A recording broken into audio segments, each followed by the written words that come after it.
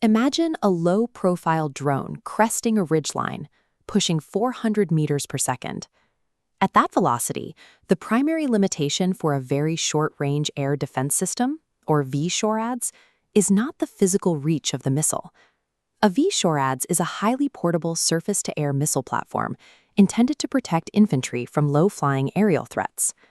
Against a target moving this fast, the true limitation is the biological latency of the operator holding the tube.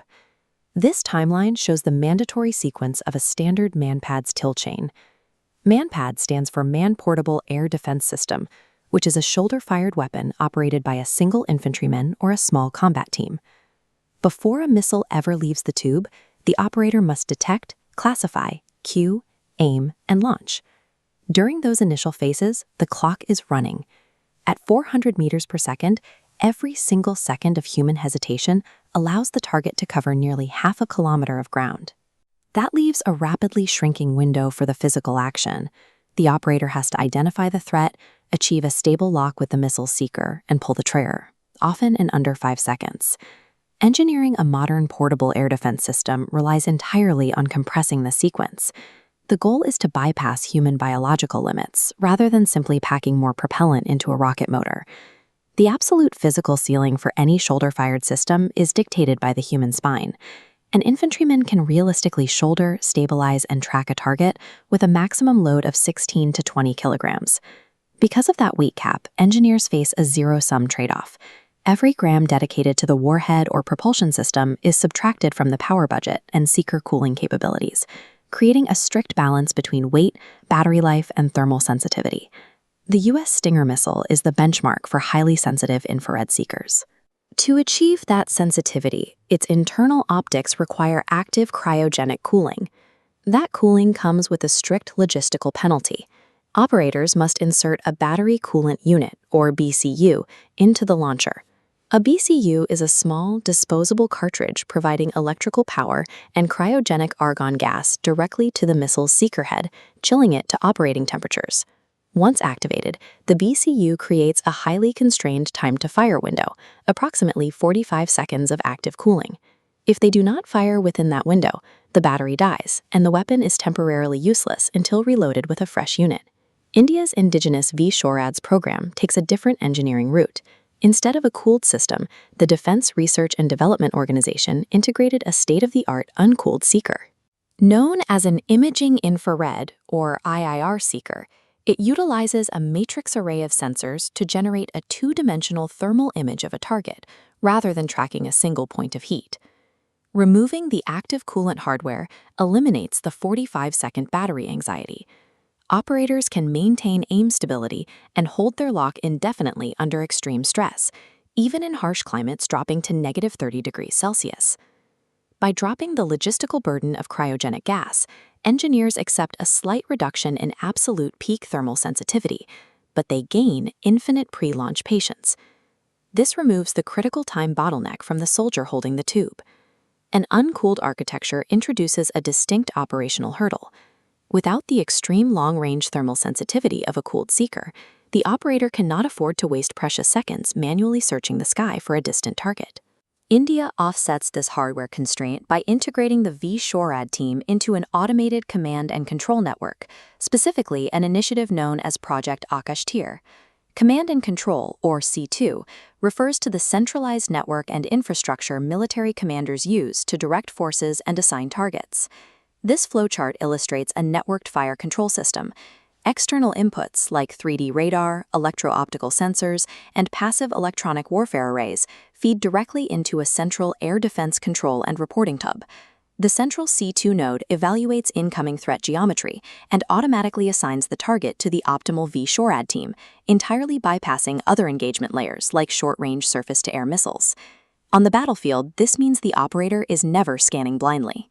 They receive exact bearing, elevation, and priority cueing transmitted directly to their optical sight. This data link eliminates the manual search phase entirely. It compresses the operator's reaction timeline from several minutes down to the single-digit seconds required to engage a target moving at 400 meters per second. Once cued, the system still has to achieve a lock. During February 2025 trials, India's DRDO tested the missile against targets mimicking low-flying drones, which easily blend into the complex visual clutter of the terrain. To defeat this type of visual and thermal camouflage, the missile uses a dual-band imaging infrared seeker. A traditional single-band infrared seeker looks at only one slice of the spectrum. It can be easily confused by background terrain heat or deliberately spoofed by aircraft deploying bright, high-intensity thermal flares. The dual-band advantage splits the view, reading two distinct wavelengths simultaneously. One band captures the intensely hot flares, while the second band isolates the cooler physical structure of the actual aircraft fuselage. Onboard signal processing algorithms rapidly overlay these two bands. By comparing the feeds, the missile's computer mathematically subtracts the decoy flares from the image and locks exclusively onto the true target. Modern seekers calculate spectral contrasts in real time, rendering classic defensive countermeasures useless and guaranteeing a fire-and-forget lock. Fire-and-forget is a guidance method where the missile relies on its own internal seeker to track the target, requiring no further intervention from the operator. Locking the target handles the software half of the equation, but in the final second of flight, a high-speed crossing target will frequently execute aggressive, late evasive maneuvers. Traditional missiles steer using aerodynamic control surfaces, like tail fins. But those fins lose their effectiveness at high altitudes or during sharp turns, where the dynamic air pressure drops and airflow detaches from the missile body. To solve this, India integrated and verified a specific hardware solution during the VSHORADS flight trials, a miniaturized reaction control system, or RCS. An RCS uses small, strategically placed thrusters to control the attitude and steering of a vehicle in flight, rather than relying on airflow. By firing these gas jets laterally, the system forcibly pushes the missile's nose onto the correct intercept vector, entirely independent of the surrounding aerodynamics. Coupled with a dual-thrust solid rocket motor, the RCS provides the extreme lateral acceleration, or G-loading, required to execute violent terminal snap maneuvers. Maximum kinematic reach holds no value if the missile cannot violently correct its course in the final millisecond. The RCS guarantees the kinetic kill against highly agile crossing threats. Looking at the physics of portable air defense reveals a spectrum of international engineering choices, each balancing the portability performance paradox differently. This horizontal bar chart compares the maximum intercept ranges across several global systems: the RBS-70NG, Mistral 3, Pioran, IGLA-S, India's VSHORADS baseline requirement, and the US Stinger. This establishes the physical parameters of the class. The US Stinger has an unclassified planning range of roughly 4,000 meters. Its true shoulder-fired, strictly lightweight nature necessitates a shorter overall reach. By contrast, the French Mistral 3 achieves an 8,000-meter range. However, it pushes the absolute maximum weight limits of the man-portable designation, typically requiring a dedicated tripod mount to operate effectively. India's VSHORADS maps directly into the center of this matrix. By requiring a minimum effective range of 6,000 meters and utilizing an uncooled seeker to save logistical weight, it strikes an optimal middle ground. It prioritizes software processing and RCS agility over brute hardware size.